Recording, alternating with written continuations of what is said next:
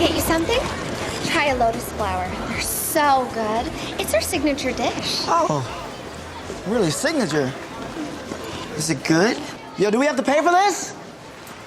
I guess we don't. It's free. That's really good. Wow, this is the most delicious thing I've ever consumed.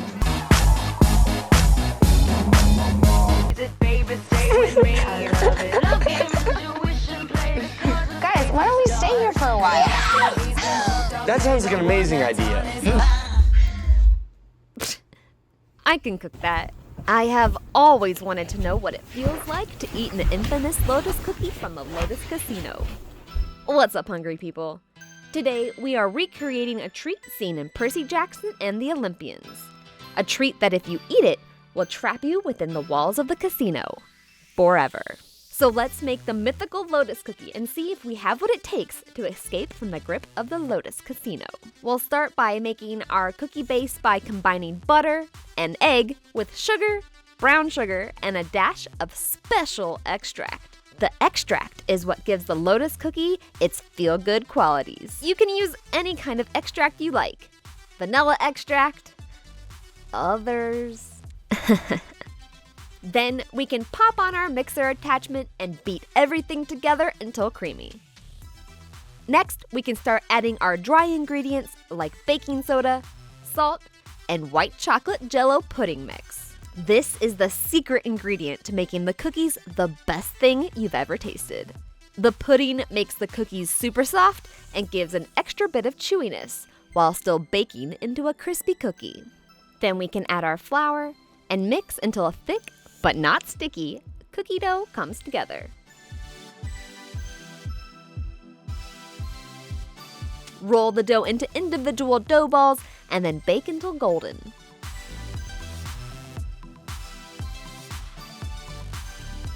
Meanwhile, we can make our buttercream frosting.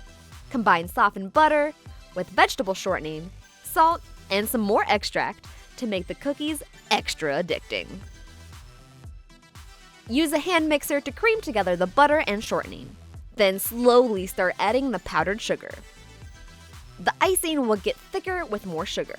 It will honestly feel like you've added too much sugar and that the frosting will never come together. But keep going.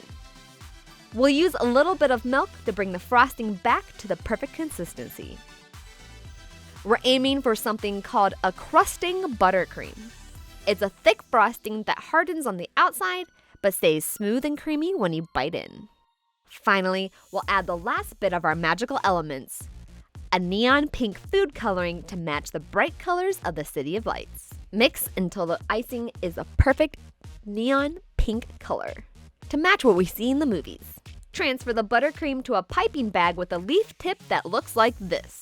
I'm no professional cake decorator. I think this tip came from a Cake Boss kit like 10 years ago. But if there are standardized sizes for icing tips, this is labeled with the number 70, if that information is useful at all to anyone. By now, our pudding cookies should have cooled completely. We'll use our piping tip to start a row of petals on the outside and work our way towards the center of the flower. Again, not a cake decorator. I'm sure there are better ways to do this, but I still think they look pretty good. Finally, we'll give our Lotus cookies one last dash of magic in the form of luster dust to give our cookies a little sparkle and make them truly irresistible.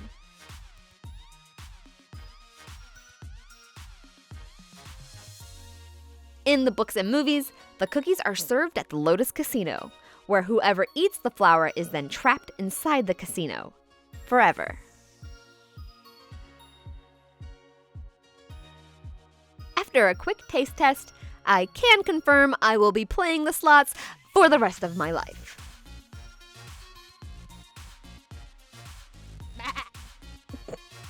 Sweet with a bit of crunch and a soft, chewy center, I can definitely stay here forever.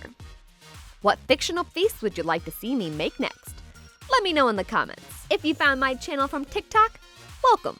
Eat a Lotus cookie and stay a while. To see this recipe with ingredient amounts and instructions, you can head on over to thestarvingchefblog.com. If you like this video, don't forget to flip that sub button and ring the dinner bell so you can be notified of my latest recipes and foodie adventures that I post almost every week. I hope you all enjoyed, and I'll talk to you soon.